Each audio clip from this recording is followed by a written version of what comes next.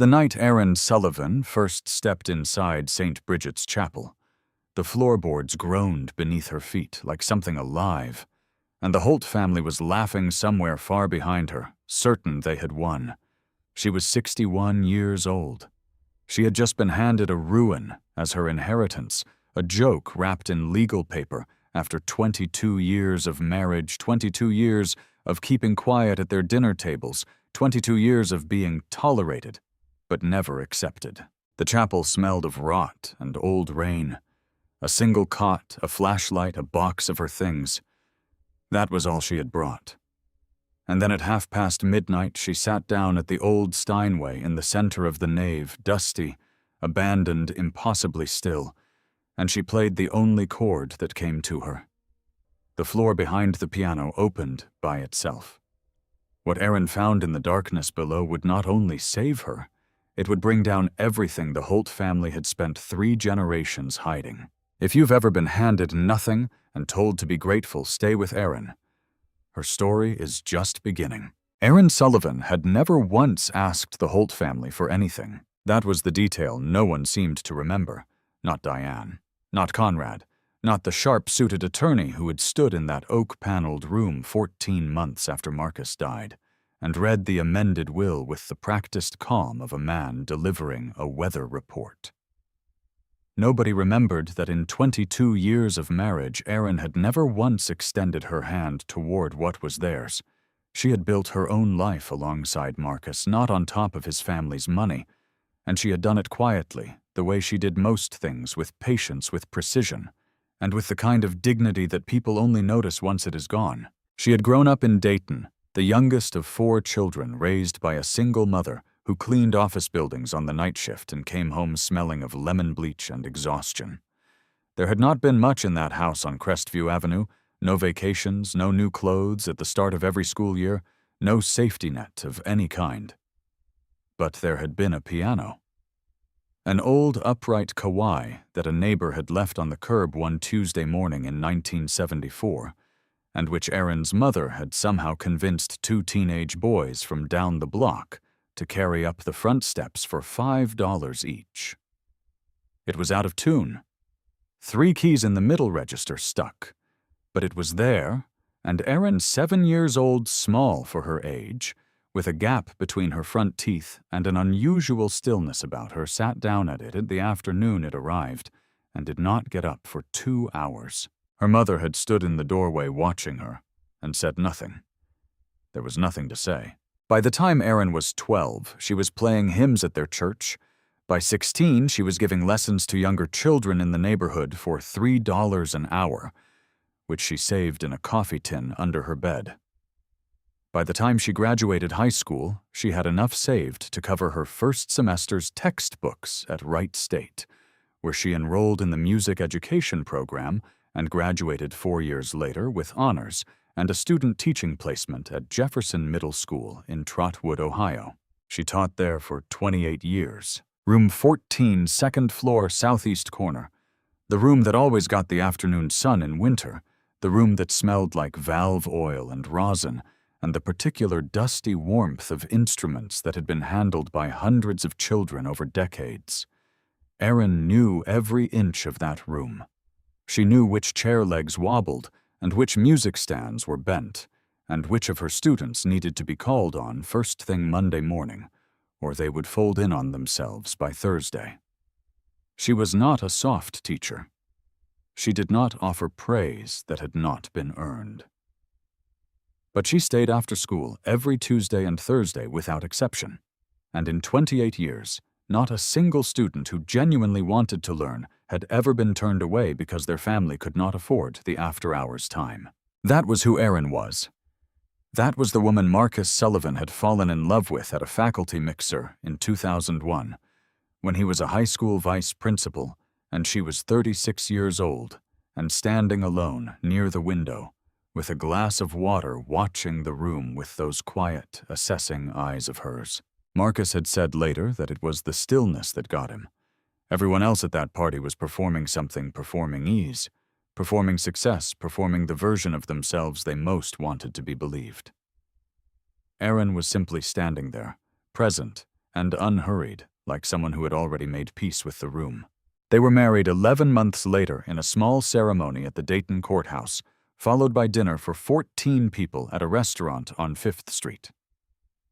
The Holt family did not attend. Conrad Holt, Marcus's father, a man who had made a considerable amount of money in commercial real estate in the 1980s, and had never once let anyone in his orbit forget it had made his feelings about the match known early and without subtlety. Erin was not the right kind of woman by which Conrad meant. She was not the right kind of background, the right kind of connections, the right kind of quiet. She was the wrong kind of quiet, the kind that watched and remembered. Diane, Marcus's younger sister, had been more theatrical about it. She had cried at family dinners, pulled Marcus aside at Christmas, sent emails that began with, "I'm only saying this because I love you." She had called Erin ambitious, which in Diane's vocabulary was not a compliment. She had called her calculating, which Erin had found almost funny because if Erin had been calculating, she would have handled the next 22 years very differently. Instead, she had done what she always did. She had shown up. She had been courteous at holiday gatherings. She had sent birthday cards and brought casseroles when Conrad had his hip replaced in 2014. She had sat at the long Holt dining room table in Millhaven and eaten the food and answered the questions and absorbed the small, precise cruelties, the comments about her clothes, the way Diane would address Marcus, directly when Erin had just spoken the way Conrad occasionally referred to her as Marcus's wife, after a decade of marriage, as though her name were a word he had simply decided not to learn. Marcus had noticed. They had talked about it late at night in the dark of their bedroom in the house on Sycamore Ridge Drive.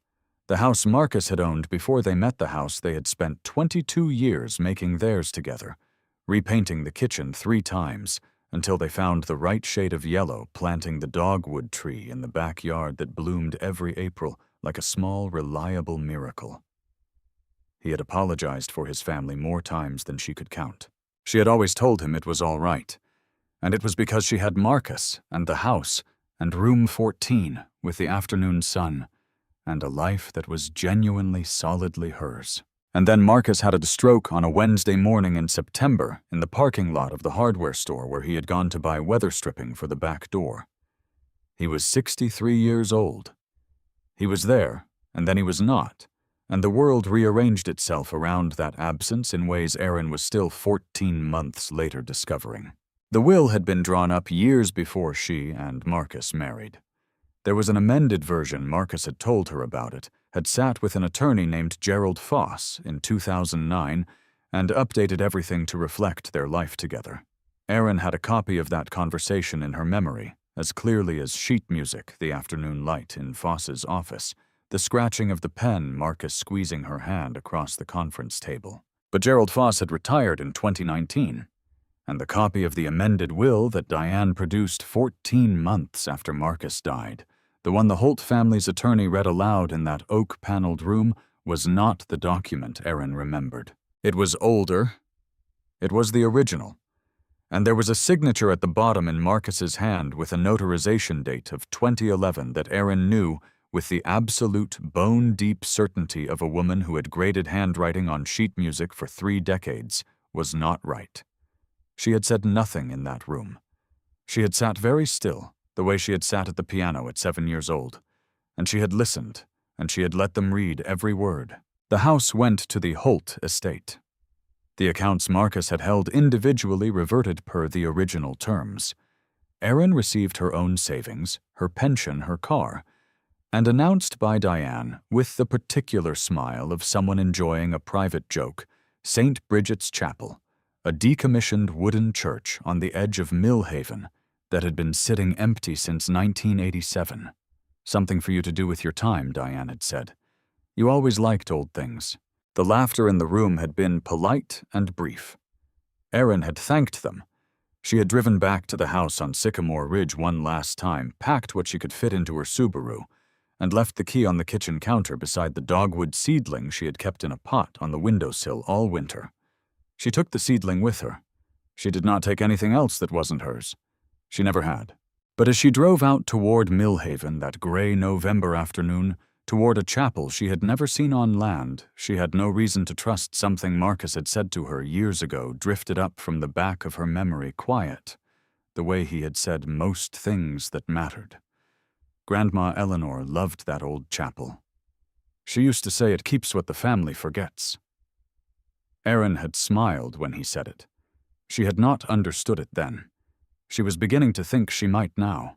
The Holt family's attorney was named Barrett Wills, and he had the kind of face that had learned over many years of practice to express sympathy without actually feeling it. He had called Erin 3 days before the reading to let her know the proceedings would be straightforward. That was the word he used. Straightforward. As though the dismantling of a life could be made tidy with the right vocabulary.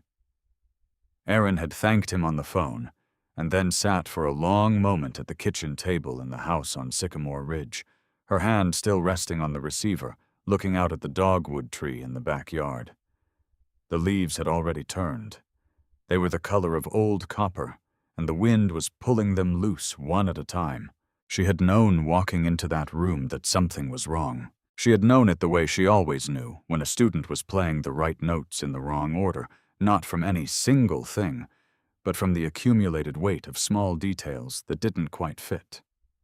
The way Diane had greeted her at the door, with a warmth that was 2 degrees too warm. The way Conrad sat at the head of the table, with the particular stillness of a man who already knows the outcome of a game. The way Barrett Wills arranged his papers with slightly more care than necessary, as though he had rehearsed the arrangement.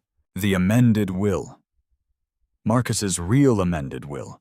The one from 2009, the one Erin had watched him sign in Gerald Foss's office, should have left her the house, the joint accounts, and Marcus's share of a small investment portfolio they had built together over 15 years. It was not a fortune.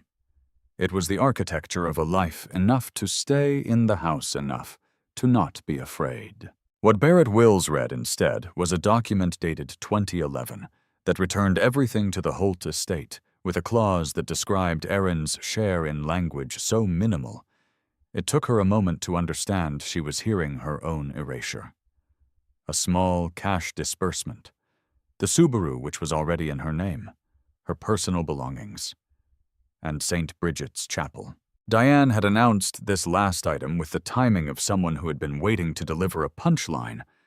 She had even paused beforehand, letting the silence collect, and then said it in a voice pitched just above casual. And of course there's the old chapel property out on Millhaven Road, and glanced sideways at her cousin Raymond in a way that communicated everything about the joke without having to speak it. Raymond had made a sound in his throat that was almost a laugh. One of Conrad's friends, a man named Gifford, who had no legal reason to be in the room at all, but had come anyway, had covered his mouth. Erin had looked at none of them. She had looked at the document in Barrett Wills's hands and noted 3 things in rapid, quiet succession. First, the signature at the bottom was Marcus's name, but not Marcus's hand. The loop on the capital S was closed, and Marcus always left it open, a habit she had noticed on their first anniversary card and never forgotten.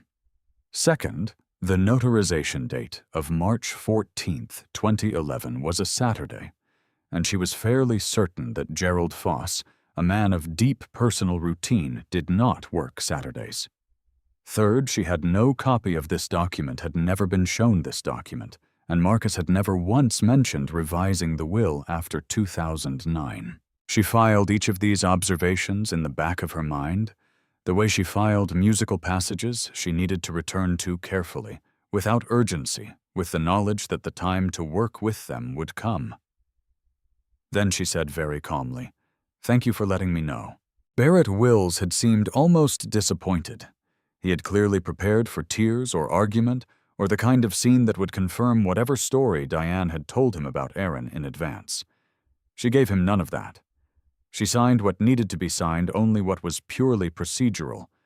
Nothing that acknowledged the will's legitimacy, thanked him again, stood and walked out of the room. In the hallway, Diane caught up with her. She was wearing a cream blazer and the expression of a woman who wanted to appear generous. She said she hoped Erin understood that this was simply what Marcus had wanted. She said she hoped there were no hard feelings.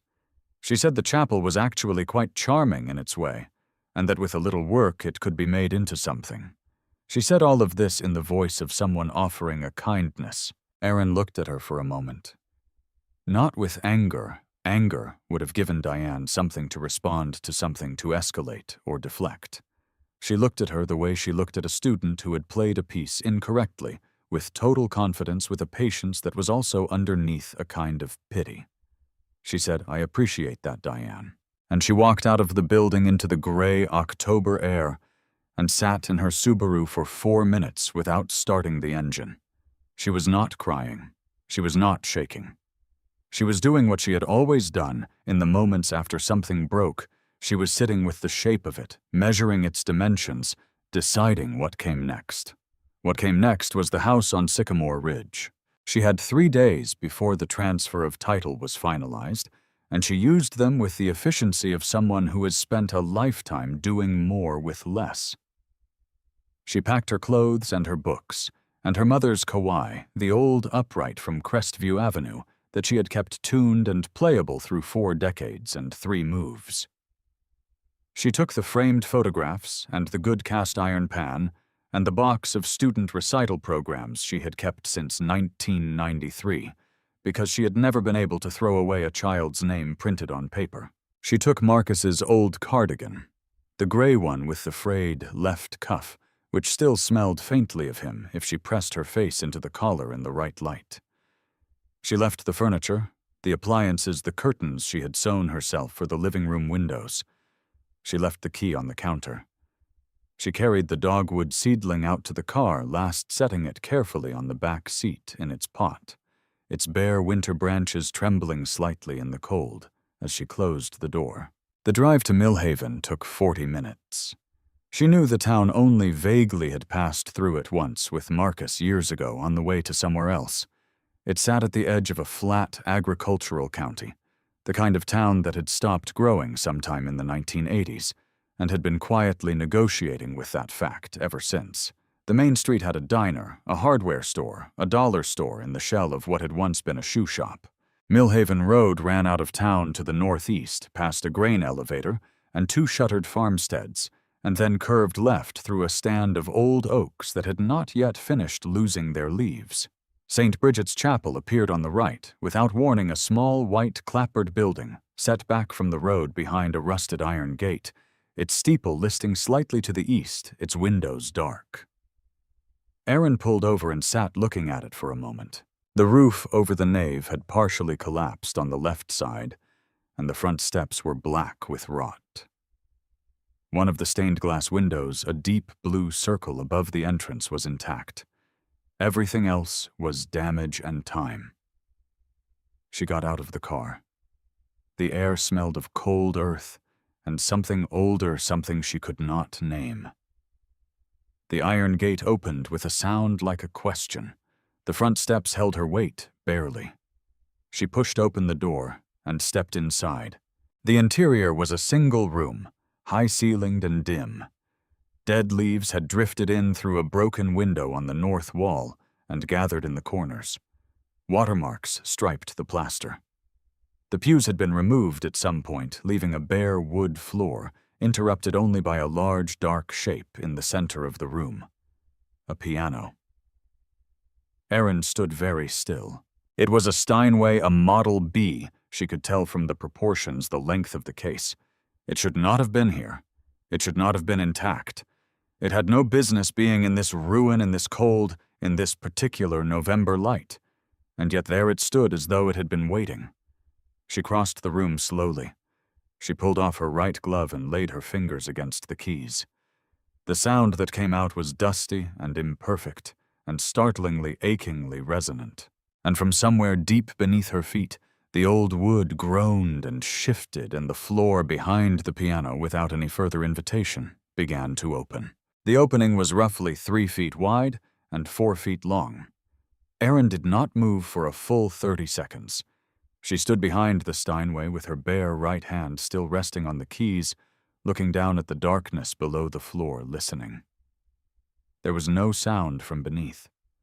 No smell of gas or decay. only cold air rising slowly like breath from a deep well. The floorboards had not broken. They had separated cleanly along a seam she had not noticed because decades of grime and old wax had filled it flush with the surrounding floor. Whatever mechanism had caused them to drop it was deliberate. Someone had built this. She took out her phone and turned on the flashlight. The beam reached maybe 8 feet down before it hit a dirt floor.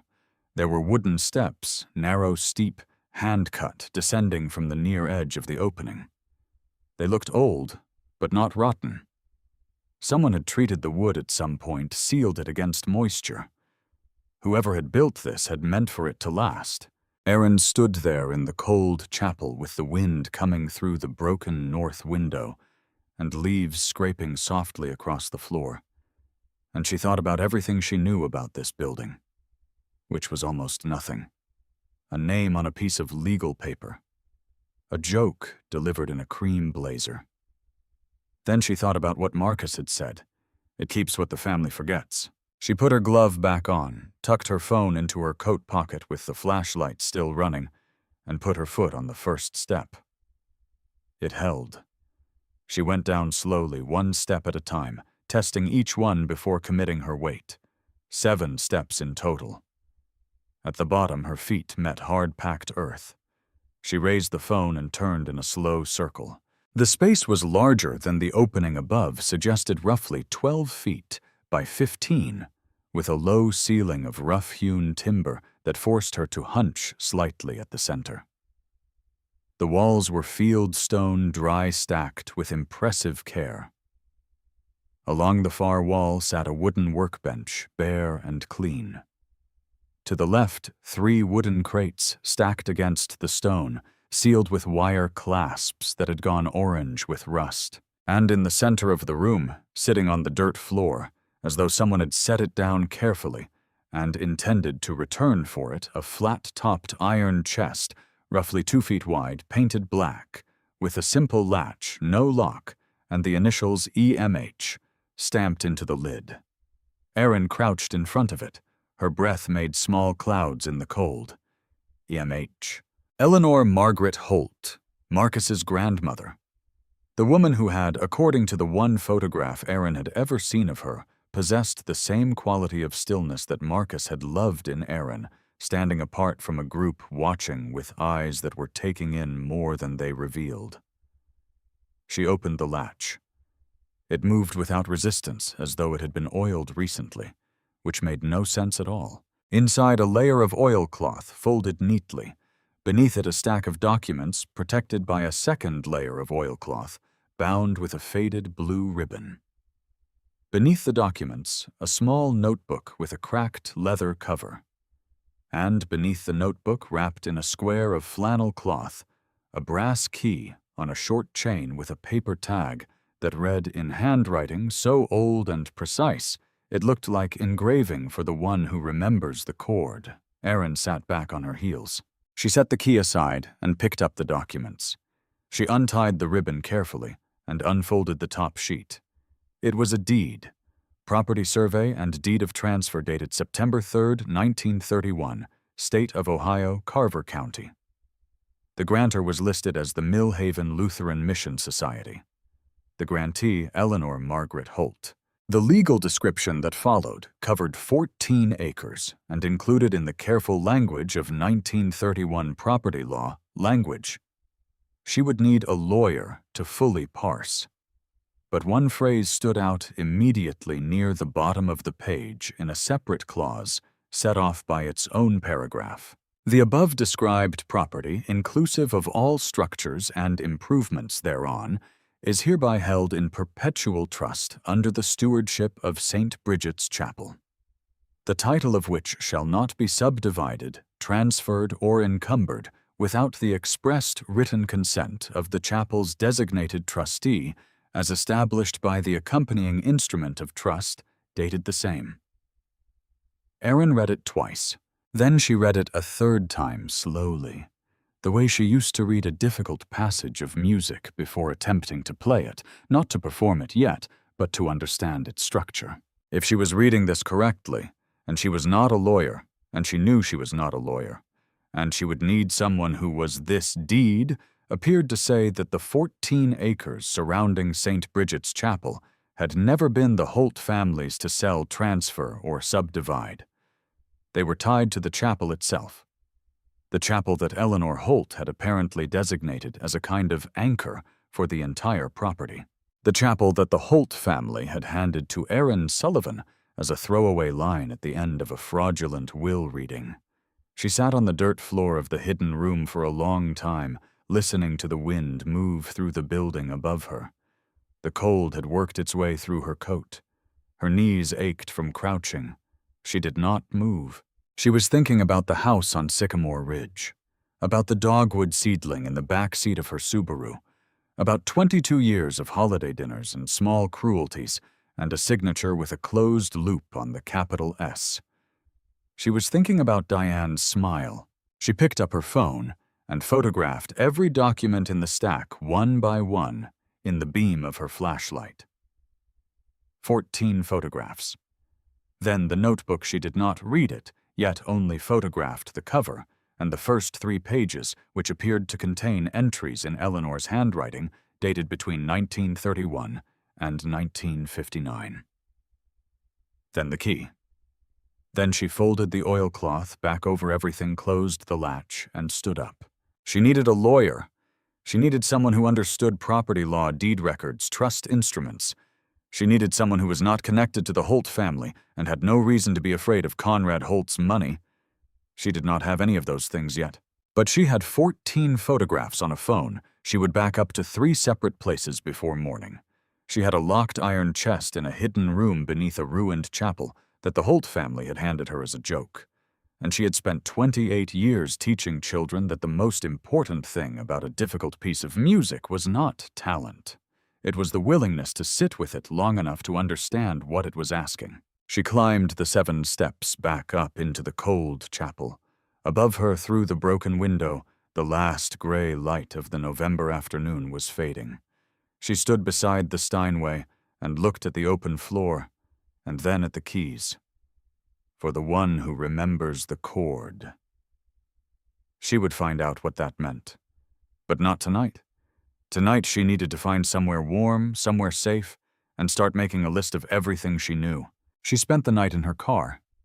There was a 24-hour diner on Millhaven's main street called Patsy's, and Erin parked in the lot beside it, engine running for warmth in 2-hour intervals to save gas, and did not sleep more than 40 minutes at a stretch. At 3 in the morning she went inside and ordered coffee and a plate of eggs she barely touched, and sat in a corner booth with her phone, and went through every photograph she had taken in the hidden room beneath the chapel. She was not a lawyer. She had said that to herself in the dirt-floored dark, and she said it again now in the fluorescent warmth of Patsy's unnecessary reminder. She could read the words on those documents, but she could not fully trust her own interpretation of what they meant. What she could do was identify what she had and figure out who could tell her the rest. The deed was the center of it. September 3rd, 1931. Eleanor Margaret Holt, grantee. 14 acres. The clause about perpetual trust tied to the chapel itself. She photographed that clause 4 separate times from different angles and sent copies to her personal email, her cloud storage, and a USB drive she kept in her coat pocket. The notebook was harder to read. Eleanor's handwriting was elegant but compressed, and the photographs Erin had taken in poor flashlight were not crisp. She could make out dates and fragments. An entry from October 1931 mentioned the survey complete, and the instrument filed with Carver County. An entry from 1944 mentioned the boys asking again about the east parcel. I have told them, as I will always tell them, it is not ours to give. An entry from 1959, the last one she could read, clearly said only, I have placed everything where the music will find it. The chord is G minor 7th. Whoever plays it will know what to do next. Erin put her coffee cup down. G minor 7th. She had played that chord. Not deliberately, it was simply the chord her hands had found in the cold, and the grief and the exhaustion of that first hour in the chapel. the chord that felt like the emotional key of everything she was feeling at that moment. G minor 7th, unresolved, waited asking a question it does not yet know how to answer. Eleanor Holt had built a mechanism triggered by that specific chord, and then she had written it down in a notebook she expected someone to find. Someone who played piano? Someone who understood what that chord meant, not just technically, but emotionally. Erin sat very still in her corner booth, while the night cook rattled pans in the kitchen and a trucker at the counter refilled his coffee for the 3rd time. She was thinking about the nature of what Eleanor had done. The woman had been born in 1903, had married into the Holt family, had watched her husband and then her children treat the land and the chapel as a commodity, a thing to be leveraged and eventually forgotten, and she had decided to protect it in the only way available to a woman of her era and her position, by hiding the truth somewhere only the right person would find it. Not a son, not a lawyer, the piano. By 6 in the morning, Erin had a list of 4 names she had found through her phone property attorneys in Carver County and the surrounding area with no visible connection to the Holt family name. She eliminated 2 immediately. One had Conrad Holt listed as a testimonial on his website, and one had represented Holt commercial properties in a 2018 zoning dispute. That left 2. She sent brief, careful emails to both from a new email address she created that morning, describing the situation in general terms: a property deed from 1931. A trust instrument, a question about whether a transfer of title executed decades later might have been legally invalid, and asking for a consultation. Then she drove back to St. Bridget's in the early gray light. The chapel looked different in the morning. Less ominous, more exhausted, a building that had been waiting a very long time for someone to pay attention to it. The one intact stained glass window caught the weak winter sun and threw a smear of blue across the rotting front steps. Erin sat in her car looking at it for a moment, then got out and pushed through the iron gate. Inside, the Steinway stood exactly as she had left it. The floor behind it was still open. She had not figured out how to close it yet, and she made a mental note to investigate the mechanism before nightfall. She was standing at the edge of the opening, shining her phone light down into the hidden room, when she heard the crunch of boots on the frozen ground outside. She turned. In the doorway stood an old man, mid-70s, she estimated, lean and weathered, in a canvas work coat and a wool cap with the brim pushed back. He was looking at her with an expression she could not immediately classify. Not hostility, not surprise. Something closer to recognition. He said, "I saw the light in here last night. Figured I'd come by in the morning to check. Erin said this is private property." He nodded slowly. "It is. It's yours, far as I understand. I'm Otis Beale. I live in the White House back through those oaks, been there since 1979. He paused. "I knew this chapel when it was open. Knew Eleanor Holt, too, a little. She used to bring pies to the neighborhood at Christmas." Another pause, longer this time, as his eyes moved from Erin's face to the open floor behind the piano. "You found it." Erin looked at him carefully. Found what she said. He pulled off his cap and held it in both hands. His face in the pale winter light was the face of a man carrying something he had held for a long time and was tired of. Eleanor told my father back in 1962 that she had made arrangements, that the chapel would take care of itself if the right person ever came to it. He looked at the open floor again. "My father told me. I always thought it was just something old people say." He looked back at Erin. "Guess it wasn't." Erin stood very still for a moment, measuring him, the steadiness of his hands, the absence of performance in his voice, the way he had said Eleanor's name, like someone saying the name of a person rather than a story. She said, "Do you know anything about a property deed from 1931? Otis Beale looked at her for a long moment. Then he said, "I know quite a bit. You'd better let me show you something." Otis Beale's house smelled of sawdust and coffee, and the particular warmth of a wood-burning stove that had been running since before dawn. He was a carpenter, had been his whole working life 40 years of custom furniture and finish work, and the occasional restoration job on old buildings that other people had given up on. His workshop occupied the entire back half of the house, and the living room was furnished almost entirely with pieces he had made himself: a low oak table with hand-cut dovetail joints, 2 ladder-back chairs with woven rush seats, a bookshelf that fit its wall so precisely it looked grown there. Everything in the room was old and deliberate and built to last. He poured coffee without asking and set a cup in front of Erin at the kitchen table. Then he went to a cabinet beside the stove, opened the bottom drawer, and came back with a manila envelope that had gone soft with age. He set it on the table between them. "My father's," he said. He kept everything. Inside the envelope were 3 items. The first was a photograph, black and white, slightly overexposed, of a woman standing in front of St. Bridget's Chapel. She was perhaps 60, solidly built in a dark coat, looking at the camera without smiling, but without severity either. Just looking the way Erin had looked at Barrett Wills across the table. Steadily, with full knowledge of the situation. Written on the back in pencil, Eleanor, October 1961. The second item was a letter 2 pages handwritten on cream stationery, dated March 1962. It was addressed to my neighbor and friend Robert Beale Otis's father. Erin read it slowly. Eleanor wrote that she was in poor health and did not expect to see another winter. She wrote that her sons had been pressing her for years to release the chapel property for development, and that she had refused, and that she understood they would move quickly once she was gone. She wrote that she had taken steps to protect the property through legal instruments that her sons did not know existed, and that she had placed the relevant documents somewhere safe, somewhere, she wrote, that only the music will open. She asked Robert Beale to remember what she had told him. She asked him to watch the chapel. And she wrote near the bottom of the second page a sentence that made Erin set the letter down for a moment. "If someone comes to that chapel who knows how to listen to what a room is telling them, they will find everything they need. The Holt family has forgotten that the land was never theirs. Someone will remember. I am trusting that they will."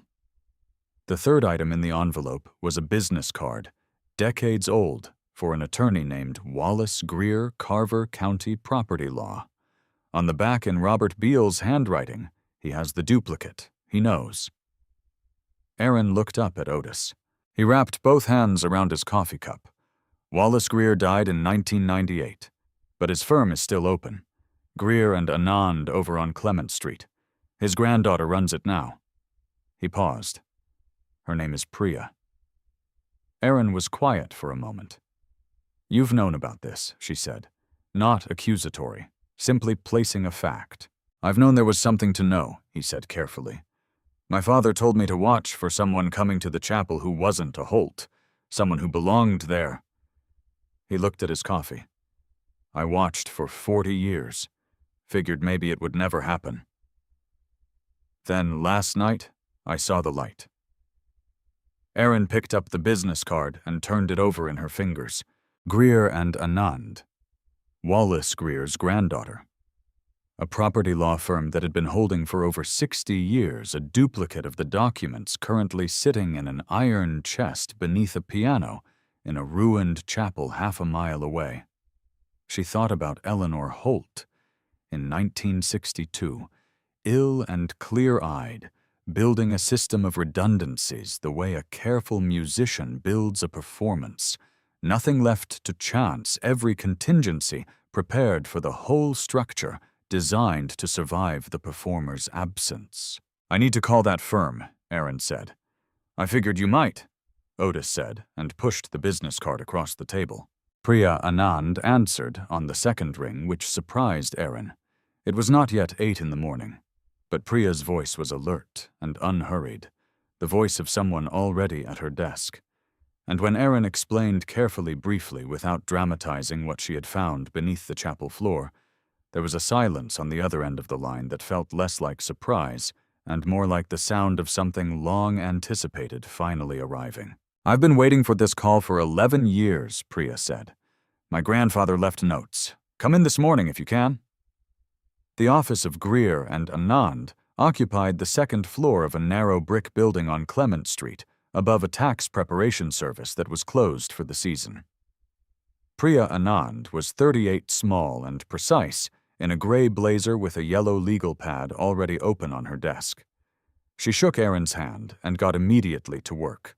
She had in a locked filing cabinet her grandfather had left her with explicit instructions not to open until a claimant appeared, a full duplicate set of Eleanor Holt's 1931 documents, the deed, the trust instrument, and a notarized affidavit from Eleanor herself, signed in 1967 before a Carver County public notary named Herbert Crane, stating that the property transfer clause had never been legally dissolved, and that any subsequent transfer of title to the surrounding 14 acres, without the chapel trustee's written consent, was invalid. Priya laid the documents on the desk beside Erin's photographs and compared them methodically. They matched exactly same language, same dates, same legal descriptions. Then Priya pulled out a second folder. "This is what makes it serious," she said. "I've been tracking the Holt family's property records as a background matter for the past decade. My grandfather asked me to in his notes. In 2003, Conrad Holt subdivided and sold 2 parcels from the 14-acre tract to a commercial developer. In 2011, he transferred title of the main residential parcel, the one on Sycamore Ridge, to the Holt Family Trust." She looked at Erin directly. Neither transfer had chapel trustee consent. Both were legally invalid under Eleanor's 1931 instrument. Erin sat with that for a moment. "The house on Sycamore Ridge," she said quietly. "Among others," Priya said. "This is not a small matter. The 2003 sale alone involved a commercial transaction worth considerably more than the residential property." She paused. "And there is the question of the will." "The signature," Erin said. Priya nodded. "I'll need a forensic document examiner, but if you're telling me the signature doesn't match and I can confirm the notarization date falls on a Saturday, Gerald Foss's office was closed Saturdays. I've already checked his firm's historical records, then what we're looking at is not a property dispute." She said the last words carefully, making sure Erin understood their weight. "It's fraud." Erin looked out the window at Clement Street. A woman walking a dog, a truck idling at the curb the ordinary Tuesday morning of a small Ohio town that had no idea what was moving beneath its surface. 22 years of dinners, 22 years of Marcus's wife, 22 years of a joke that had not, it turned out, been funny at all. "Tell me what you need from me," she said. Priya uncapped her pen. Everything she said. Start from the beginning. The call came on a Thursday evening, 3 weeks after Erin's first meeting with Priya Anand. She was in the chapel when it happened, had been spending most of her evenings there since Otis had helped her patch the worst of the roof damage and nail weatherproofing plastic over the broken north window. She had set up a folding cot near the Steinway, a space heater, a camping lantern. It was not comfortable, but it was hers in a way that very few things had been in recent months, and she had stopped apologizing to herself for finding that meaningful. She had developed a routine. Mornings at Priya's office, going through documents, answering questions, signing affidavits. Afternoons with Otis, who had taken on the chapel's structural assessment with the quiet authority of a man who had been waiting decades for permission to do exactly this. Evenings alone with the Steinway, which she had been cleaning carefully one register at a time, with a soft cloth and a patience that the instrument seemed to respond to. The tone was opening up gradually the stuck keys, loosening the soundboard, resonating with increasing richness as the moisture stabilized. She was playing when her phone rang. She did not recognize the number a Millhaven exchange, and answered it carefully. The voice on the other end was male, middle-aged, with the flattened vowels of someone who had grown up in this part of Ohio and never left. He did not give his name immediately. He said, "I heard you've been asking around about the Holt property." Erin said, "Who is this?" A pause. "Someone who knows things that might help you. Or might not." Depends on what you're planning to do. She kept her voice even. I'm planning to establish the legal status of a property deed. That's all. Another pause longer. Diane Holt knows you hired a lawyer. She's been making calls. I work at the county records office. She called my supervisor this week asking about access logs, wanting to know if anyone had pulled the 1931 survey records. Erin was very still. Had anyone, she said. Priya Anand pulled them 6 days ago, the man said. Diane knows. I don't know what she's planning, but she was not calm on that phone call. A breath. I liked Marcus Sullivan. He was a decent man. I'm sorry about what happened to him, and I'm sorry about what they did to you. The line went quiet for a moment. That's all I wanted to say. He hung up. Erin sat on the edge of the cot with the phone in her hand for a long time. The space heater ticked. Outside, the November wind had picked up, and it moved through the old oak trees with a sound like distant water. She called Priya. Priya listened without interrupting, then said, We need to move the documents.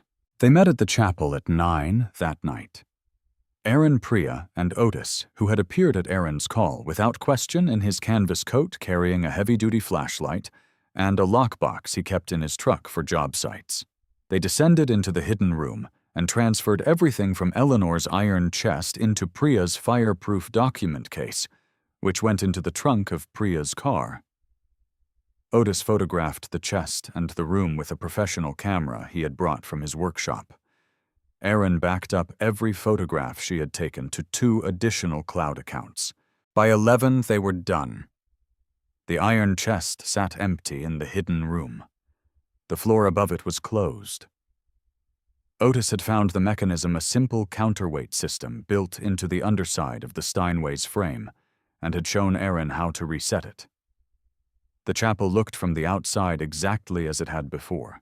They stood on the front steps in the cold, and Priya said, I'm filing for an emergency injunction Monday morning. I want the 1931 deed entered into the court record before anyone has a chance to challenge its existence. Erin nodded. She did not sleep well that night. At 2:17 in the morning, she woke to a smell. It reached her before consciousness fully assembled itself, sharp chemical wrong. She was off the cot before she was fully awake, her feet on the cold floor, and she understood what she was smelling before her eyes adjusted to the dark. Smoke, not heavy yet, thin and searching, seeping under the front door from outside. She grabbed her coat and her phone and the USB drive from her coat pocket and moved to the side door, a narrow exit at the back of the nave that Otis had cleared and re-hung 2 weeks earlier. She pushed through it into the cold night air and came around the side of the building and saw the front steps burning. Someone had piled debris against the base of the front entrance and set it alight. The dry wood of the steps was catching fast, and the flames were beginning to lick up the clapboard siding on either side of the door. The stained glass window above the intact blue circle, the one beautiful thing the building had kept, was illuminated from below in orange light.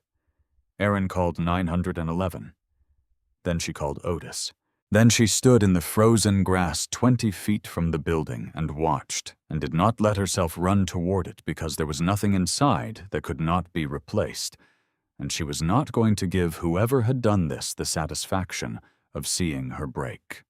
The Millhaven Volunteer Fire Department arrived in 11 minutes. The front entrance was badly damaged, but the fire had not penetrated the nave. The structural walls held. The Steinway was untouched. The blue window was untouched. A fire investigator arrived 40 minutes later and walked the perimeter with a flashlight. He crouched at the base of the steps, walked back to Erin and said, "Accelerant. Definitely intentional." Erin said, "I know." He said, "You have any idea who might want to do this?" She looked at the damaged entrance, at the scorch marks climbing the clapboard, at the blue window, burning cold and intact above the ruin of the steps. "Yes," she said. "I have a very clear idea." She called Priya at 3 in the morning.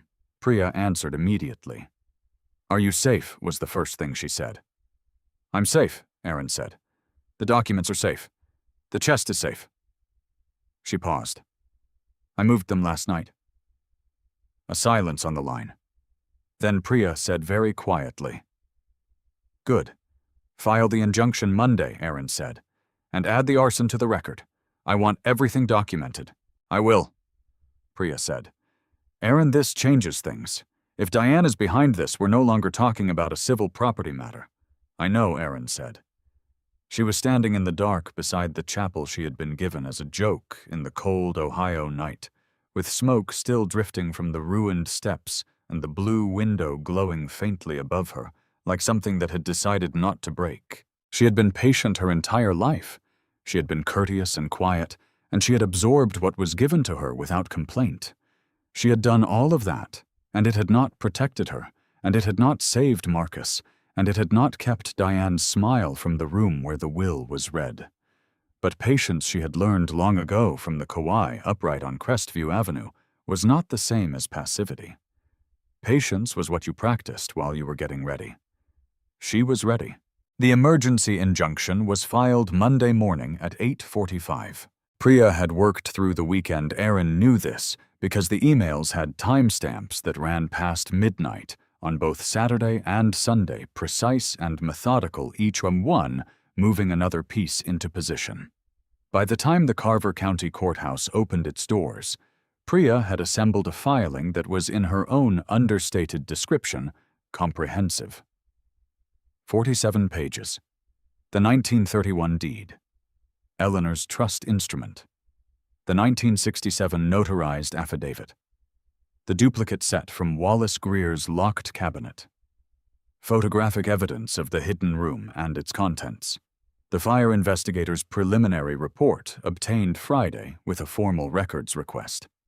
And a 6-page legal brief arguing that the Holt family's transfers of title going back to 2003 had been executed without the chapel trustees' consent, and were therefore void under the terms of Eleanor Holt's original instrument. The judge assigned to the matter was a woman named Patricia Osei, 62 years old, who had been on the Carver County bench for 19 years and was known, according to Otis, who seemed to know everything about everyone in Millhaven, for two things: an absolute intolerance for wasted court time and a memory for property law that other attorneys quietly described as alarming. Judge Osei read the filing the same day it was submitted. By Tuesday afternoon, she had issued a temporary restraining order freezing all transactions involving the 14-acre tract and its associated properties pending a full evidentiary hearing. The Holt family was notified by certified mail. Erin was at Otis's kitchen table when Priya called with the news. She listened, said thank you, and put the phone down. Otis looked at her from across the table. Good news, he said. A start, she said. But the week that followed was not easy. On Wednesday, Barrett Wills, the Holt family's attorney, filed a counter-motion challenging the authenticity of the 1931 documents and requesting that the restraining order be lifted pending authentication. The motion was 30 pages and written with the confidence of a man accustomed to having resources that the other side did not. It questioned the chain of custody of Eleanor's documents. It suggested the hidden room itself might be a fabrication. It described Erin in language carefully calibrated to avoid being actionable as a claimant with a personal grievance and limited legal standing. Priya called Erin that evening and read her the relevant sections without editorializing. When she finished, Erin said, "What do we need? Authentication," Priya said. "A forensic document examiner for the 1931 deed and Eleanor's affidavit. Someone whose credentials Barrett Wills cannot dismiss." A pause. "And ideally, a living witness. Someone who can place Eleanor Holt in the context of these documents within their own lifetime." Erin thought of the business card. Herbert Crane, the notary who had witnessed Eleanor's 1967 affidavit. She had done the math already. He would be in his late 80s at minimum if he was alive at all. She said, "Leave Herbert Crane to me." She spent Thursday making calls. The Carver County Notary Registry was a matter of public record, and Crane had been licensed continuously from 1955 to 1991. She found an address through the county's Senior Services Directory, a care facility called Linden Grove, 12 miles east of Millhaven, where a Herbert J. Crane, age 89, had been a resident since 2019. She drove out Friday morning with Otis, who insisted on coming, and whom she had stopped arguing with about such things. Linden Grove was a low brick building set back from the road behind old maples that had dropped their leaves weeks ago. The administrator was polite, but cautious. Mr. Crane had good days and difficult days, she said, and she could not guarantee that he would be coherent or willing to speak with visitors. He was in the common room when they arrived. A small man folded into a wheelchair with a blanket across his knees and a hearing aid in each ear and eyes that were, despite everything, still sharp. He looked at Erin when she introduced herself and said Sullivan. "You said Sullivan." "Yes," she said. "My late husband was Marcus Sullivan. His grandmother was Eleanor Holt." The old man was quiet for a moment. Then he said she was a serious woman. "I notarized 4 documents for her over the years. The last one, 1967, she told me specifically to remember it. Said someone might need me to remember it someday." He looked at his hands.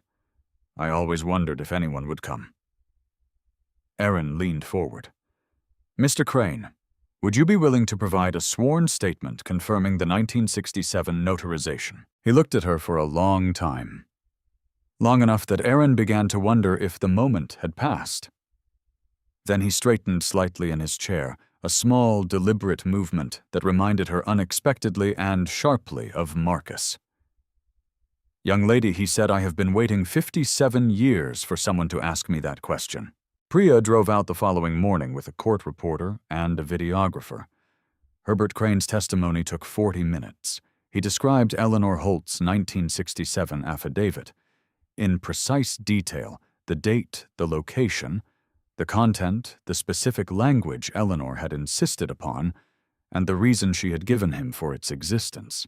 He said Eleanor had told him directly that her sons had been pressuring her to release the chapel land, and that she intended to make certain that pressure would fail even after her death. He was coherent, specific, and unshakable. When it was done, Priya walked to her car and called Erin. "Barrett Wills is going to have a very bad week," she said. But before that week arrived, the Holts made one more move.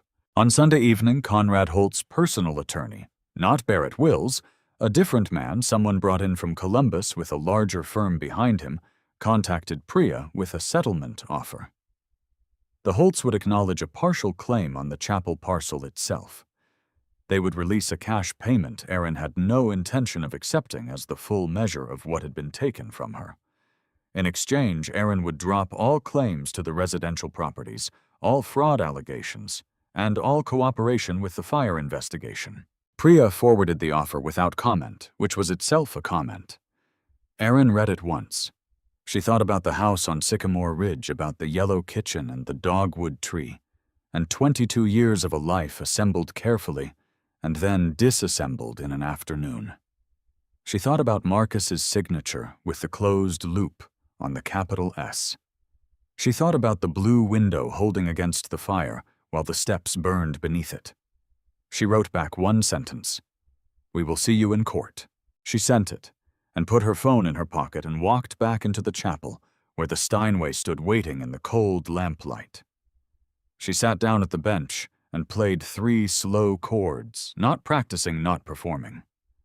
Just listening to what the room said back to her. It said, "Keep going." She intended to.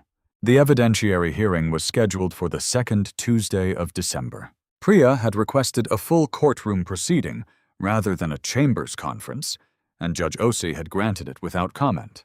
The Holt family arrived with 3 attorneys: Barrett Wills, the Columbus firm's senior partner, whose name was Gerald Marsh, and a junior associate who carried boxes and said nothing.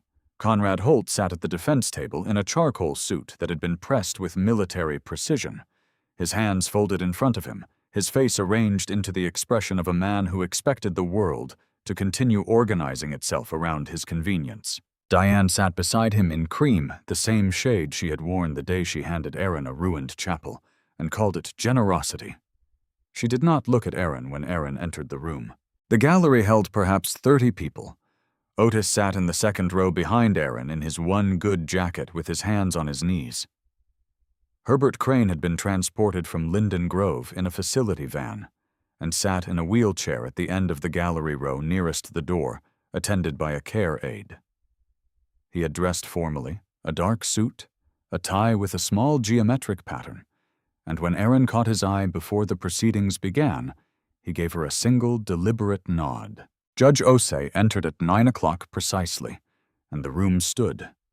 She was a compact woman with reading glasses on a chain around her neck, and the manner of someone who had long ago stopped being impressed by things that were meant to impress her.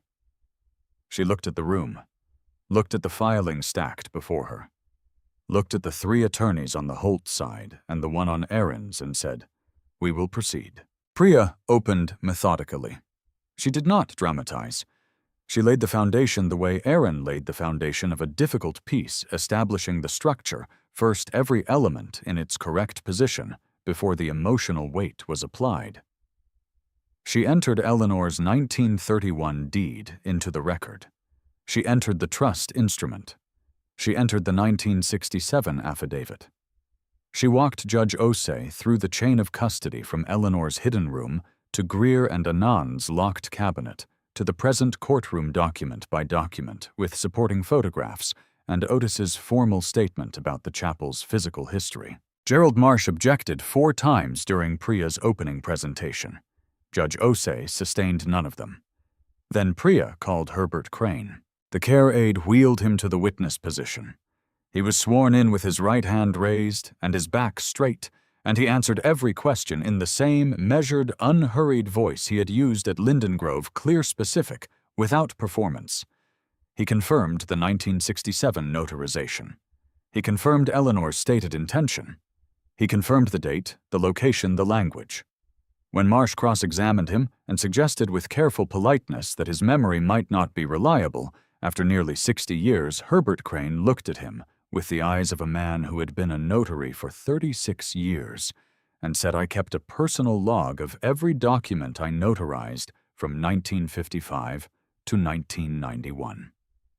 The entry for Eleanor Holt's affidavit, dated September 12, 1967, reads as follows, and he recited it from memory, word for word, without hesitation. Marsh sat down. Then Priya turned to the question of the will. She called Dr. Sandra Okafor, a forensic document examiner from Columbus, with 23 years of experience and a curriculum vitae that ran to 4 pages. Dr. Okafor had examined the amended will produced by the Holt family, the 2011 document that had stripped Erin of the house, and the joint accounts, and compared it against 7 authenticated samples of Marcus Sullivan's signature obtained from bank records tax filings and school district employment documents spanning 2001 to 2021. She presented her findings with the calm precision of someone who understood that her job was to describe what the evidence showed, not to argue a case. The capital S in Marcus Sullivan's authenticated signatures showed without exception an open loop on the upper curve, a consistent personal characteristic present across 20 years of documented writing. The capital S in the 2011 will showed a closed loop. The pen pressure pattern in the 2011 signature differed measurably from the authenticated samples. The baseline alignment was inconsistent with Marcus Sullivan's established writing mechanics. Her conclusion stated plainly the signature on the 2011 amended will was not written by Marcus Sullivan. The room was very quiet. Conrad Holt's hands folded on the table in front of him did not move. But something in his face shifted a small, barely perceptible change, like a wall that has taken a hit it did not expect, and is deciding whether to hold. Diane looked at Barrett Wills. Barrett Wills looked at Gerald Marsh. Gerald Marsh stood and began a cross-examination that lasted 40 minutes and accomplished nothing. Dr. Okafor answered every challenge with the same measured calm, citing methodology, citing peer-reviewed standards, citing the specific measurable data points underlying each conclusion. She was not rattled because there was nothing to rattle. She was describing what the documents showed, and the documents showed what they showed. When Marsh finally sat down, Judge Osei looked at her notes for a moment. Then she looked at the Holt table. She said, "Mr. Marsh, I want to be direct with you. The authentication evidence before this court is not ambiguous. The chain of title evidence is not ambiguous, and the forensic testimony regarding the 2011 document is not ambiguous." She paused. "What I am looking at is a pattern of conduct that goes considerably beyond a property dispute." Marsh began to speak. Judge Osei raised one hand, and he stopped. She said, "I am suspending these proceedings to allow time for the Carver County District Attorney's Office to review the forensic findings regarding the 2011 will. I am simultaneously issuing a permanent injunction on all Holt family transactions involving the 14-acre tract." She looked at the room over her reading glasses. "I am also referring the arson investigation file to the DA's office for consolidated review." She looked directly at Diane Holt Waverly. Diane's face had gone the color of old paper. She was gripping the edge of the table with both hands, and the cream of her blazer seemed suddenly wrong for the room, too bright, too composed, too much the costume of a woman who had expected to walk out of here the same way she had walked in. Conrad Holt had not moved. He was sitting very still, the way Erin had sat still in Barrett Wills's office 14 months ago, but without the thing that had kept Erin steady in that moment, without the knowledge that what was coming was the truth, and that the truth eventually finds the room it belongs in. Erin looked at him once, not with satisfaction, not with anger, with the same steady attention she had given every difficult thing in her life, fully present, fully clear-eyed, asking nothing from the moment except that it be exactly what it was. Then she looked away because he was no longer the most important thing in the room. Outside the courthouse windows, the first snow of December was beginning to fall thin and quiet, settling onto the rooftops of Millhaven without ceremony, covering everything in the same patient white. The arrest came on a Friday morning 11 days after the hearing. Erin was at Otis's kitchen table when Priya called, had been there since 7, helping him sort through a box of old chapel records he had found in his basement documents his father had kept, without fully understanding their significance. She heard her phone ring and saw Priya's name, and answered it on the first ring. Priya said Diane was taken into custody this morning at 6:45. Forgery of a legal document fraud and conspiracy to commit arson. 3 counts total. Bail has been set at $250,000. Erin said nothing for a moment. "Conrad," she said. "Not yet, but the DA's office has issued a subpoena for his financial records going back to 2003. The 2 parcels he sold to the commercial developer, the ones transferred without chapel trustee consent, those transactions are now part of the fraud investigation." A pause. Barrett Wills has retained separate counsel. Erin set her coffee cup down carefully on the table. "And the house," she said. "The permanent injunction covers the Sycamore Ridge property," Priya said. "No transfers, no encumbrances, no occupancy changes until the civil matter is fully resolved, which means the Holt estate cannot sell it, rent it, or touch it." Another pause, shorter this time. "Erin, I want to be honest with you about the timeline. Full resolution. Civil and criminal both could take a year, possibly longer. These things move at their own pace, I know," Erin said. "But the trajectory is clear," Priya said. "I want you to understand that." She did understand. She had understood it since the morning in Patsy's diner, when she had sat in the corner booth with cold eggs and a phone full of photographs, and begun methodically to figure out what she had. She had never expected it to be fast. Fast was not a thing she had ever relied on. What she had relied on her entire life was the willingness to keep working after the people who expected her to quit had stopped watching. She thanked Priya and put the phone down and told Otis. He received the news the way he received most things, without excess, with a single slow nod, his hand still resting on the box of chapel records in front of him. "Good," he said. That was all. They went back to work. The weeks that followed were quieter than anything that had come before, and Erin found a rhythm in the quiet that she had not expected. Mornings at the chapel, where Otis had begun the serious structural work, replacing the collapsed roof section, resecuring the foundation sills, stripping the rotted front steps down to the frame, and rebuilding them in white oak that he milled himself from a tree that had come down on his property in a storm 3 years ago. He had been saving the wood without knowing what for. He seemed unsurprised to have found out. Afternoons at Priya's office, working through the civil filings. The picture that emerged from the Holt family's financial records was not a simple one.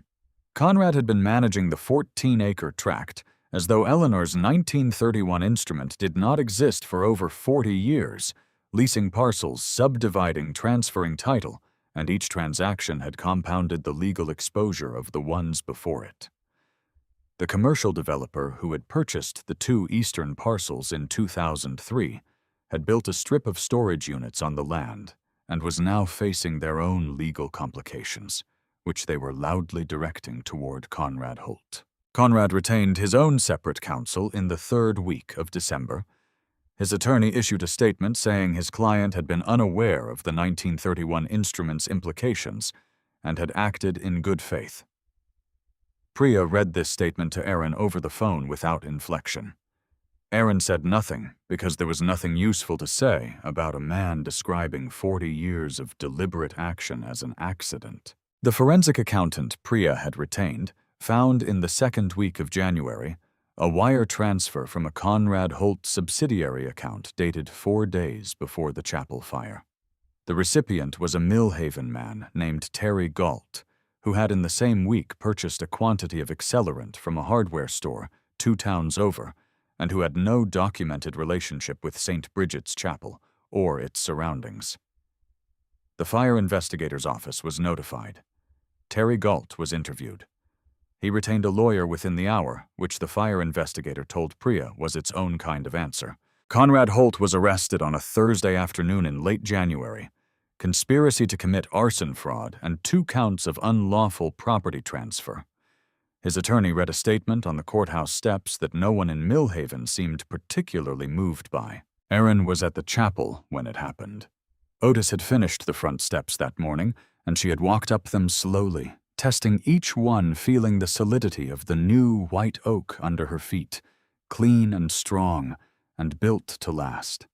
She stood on the top step and looked out at Millhaven Road at the bare oaks and the flat winter sky and the iron gate that she had left permanently open since the day she arrived. Her phone buzzed with a text from Priya. 2 words Conrad arrested. She read it twice. Then she put the phone in her pocket and went inside. She sat at the Steinway. In 6 weeks of careful work, she had brought the instrument back to something close to its original voice. 3 of the keys that had been completely mute now spoke clearly. The soundboard had stabilized.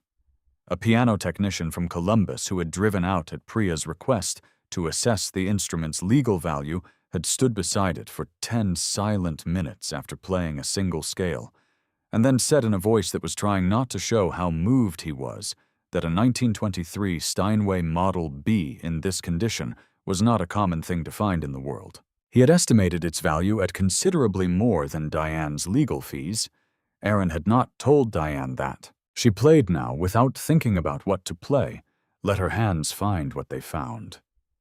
The way she had always played, when she needed to think or stop thinking, or simply be in her body for a while. The chapel acoustics had improved measurably as Otis's repairs closed the gaps where the cold had been pouring through. The sound filled the space differently, now warmer, more contained, bouncing off plaster that was slowly being restored to wholeness. She played for 40 minutes. At the end, she played G minor 7th Eleanor's chord, the chord that had opened the floor, the chord that had started everything, and let it sustain until it faded completely into the cold air of the nave. Then she sat in the silence and thought about Eleanor Holt in 1962, ill and clear-eyed, trusting a mechanism she would never see tested, trusting that the right person would come, trusting that the music would find them. It had taken 62 years. Erin thought that was not so long really in the life of a thing built to last. She closed the fallboard gently over the keys, the way she closed things that mattered carefully, without finality knowing she would return. Outside, the January light was thin and pale and very clear, and the dogwood seedling she had planted 3 weeks ago against the chapel's south wall was holding its bare branches against the cold with the particular patience of something that understands it is only in its first winter, and that spring is not a hope, but a certainty, and that what it needs to do right now is simply remain. Spring came to Millhaven the way it always came to that part of Ohio, not dramatically, not all at once, but in the accumulation of small, undeniable things. The ice on the puddles along Millhaven Road thinning to paper. The mud along the chapel's south wall softening around the base of the dogwood seedling, which had held through January and February, and was now in the first week of March, putting out the faint preliminary swelling of buds along its uppermost branches, small and tight, and entirely serious about what they intended to become. The mornings arriving a little earlier each day, the light coming in through the repaired north window at an angle that moved slowly across the restored plaster walls, like a hand tracing something it had missed. 8 months had passed since the night the floor opened behind the piano. The civil matter had been resolved in February after a mediation process that lasted 3 days, and that Priya described afterward as the most straightforward negotiation she had conducted in 11 years of practice, by which she meant that the Holt family's position had been, by that point, entirely without foundation, and everyone in the room knew it. The 14-acre tract, all of it, the chapel parcel, the residential properties, the 2 eastern parcels that the commercial developer had encumbered with storage units, was formally transferred to Erin Sullivan as the designated trustee of Eleanor Holt's 1931 instrument. The commercial developer had settled separately with the estate, a transaction that produced a sum Erin had not anticipated, and which she sat with for a long time before deciding what to do with it. The house on Sycamore Ridge had been returned to her in January, pending final resolution. She had driven out to it on a Saturday morning alone and walked through the rooms slowly. The yellow kitchen, the living room with the curtains she had sewn herself still hanging, the backyard where the dogwood tree, the full-grown one, the one she and Marcus had planted together, not the seedling, had survived the winter and was beginning, like its offspring at the chapel, to consider spring. She had stood in the backyard for a long time with her hands in her coat pockets. Then she had driven back to the chapel because the chapel was where the work was. Diane's criminal case was moving through the court system at its own pace. She had pleaded not guilty and retained a Columbus attorney who had filed a series of motions that Priya tracked with the same steady attention she gave everything. The arson charge was the most serious the DA had connected Terry Galt's testimony to the wire transfer from Conrad's subsidiary account, and Galt had eventually agreed to cooperate in exchange for a reduced charge. Conrad's own criminal proceedings were separate and slower, complicated by his age and his attorney's considerable skill at generating delay. Erin had made her peace with the timeline. Justice, she had learned, moved at its own pace. What mattered was that it was moving. What Erin was focused on in the first week of March was the piano. The Columbus technician, his name was David Park, and he had become a regular presence at the chapel over the winter, driving out every few weeks to work through the full restoration process, had declared the Steinway structurally sound in February, and had spent the last 3 weeks on the final regulation and voicing. He worked with the focused silence of a man doing something he considered sacred, and Erin had found she could work in the same room with him, without either of them needing to speak much, which was the mark of a certain kind of professional compatibility she had always valued. On a Tuesday morning in early March, David Park played the completed instrument for the first time. Erin was on the other side of the nave, sorting through a delivery of new folding chairs, and she stopped when the first notes reached her. She set down the chair she was holding and simply stood and listened. The Steinway's voice, fully restored, a century old and completely itself, filled the chapel, the way the light filled it in the mornings without effort, as though it had always been there and the walls had simply been waiting to hold it.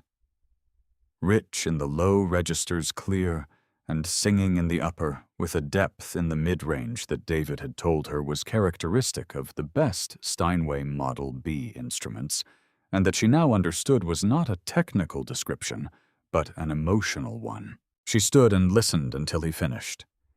He looked up at her from the bench. She said thank you.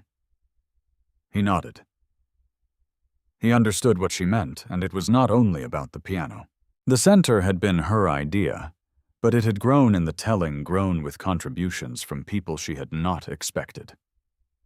Otis had finished the interior restoration in February and had immediately begun building the instrument storage cabinets along the east wall, working from dimensions Erin had given him without being asked.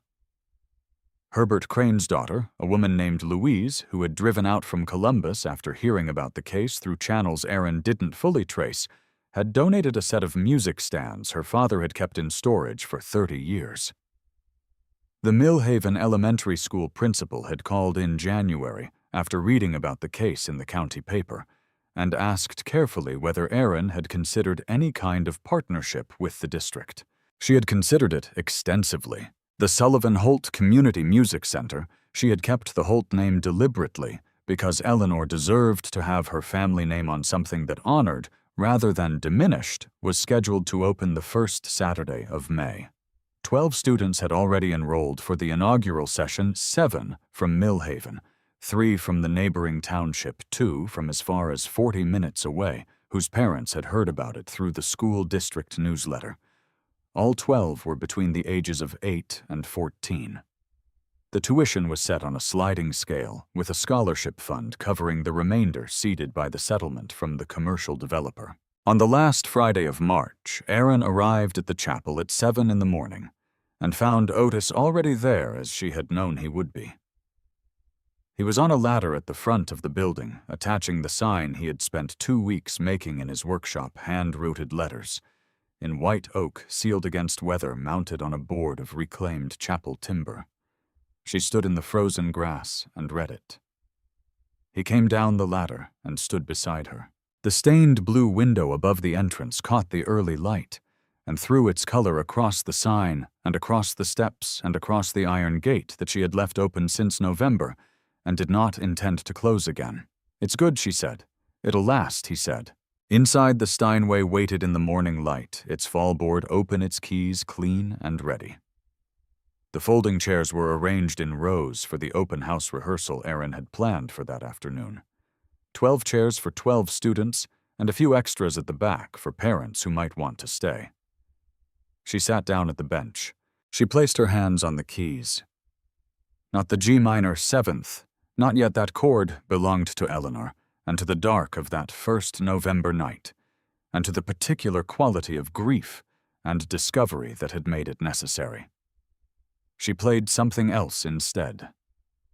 A simple phrase, unhurried, moving through the bright, cool air of the chapel, toward the blue window and the open door, and the bare branches of the dogwood beginning to break into white bloom against the south wall. Something that sounded like beginning, something that sounded unmistakably like spring.